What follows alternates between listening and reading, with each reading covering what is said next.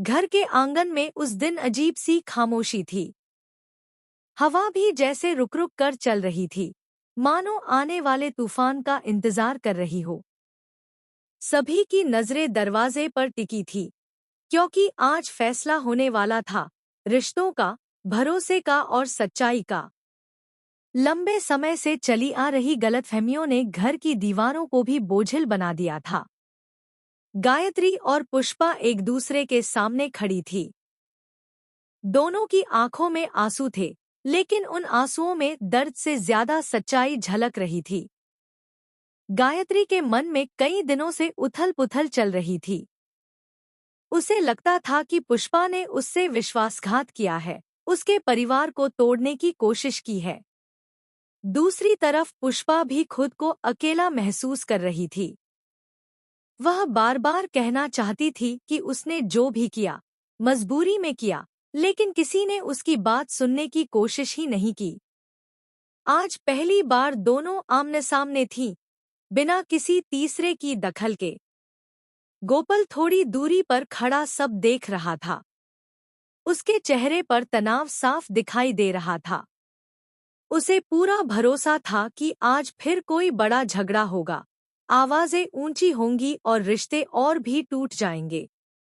उसने कभी सोचा भी नहीं था कि जो दृश्य वह देखने वाला है, वह उसके विश्वास की नींव हिला देगा। गायत्री ने कांपती आवाज में कहा, पुष्पा, अगर तुम सच में दोषी हो तो आज साफ साफ कह दो। मैं अब और धोखा सह नहीं सकती।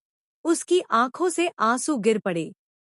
वह अंदर से टूट चुकी थी, लेकिन फिर भी खुद को मजबूत दिखाने की कोशिश कर रही थी।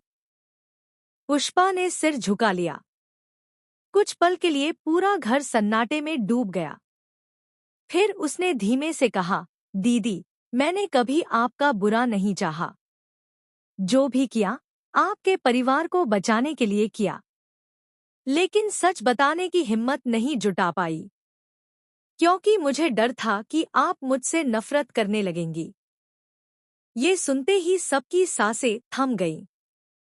गायत्री की आंखों में हैरानी थी। उसने सोचा भी नहीं था कि पुष्पा की बातों में इतनी सच्चाई हो सकती है। धीरे धीरे पुष्पा ने सारी सच्चाई सामने रखी। कैसे उसने अकेले सबका बोझ उठाया, कैसे उसने गलतफहमी अपने ऊपर ले ली ताकि घर टूटने से बच जाए।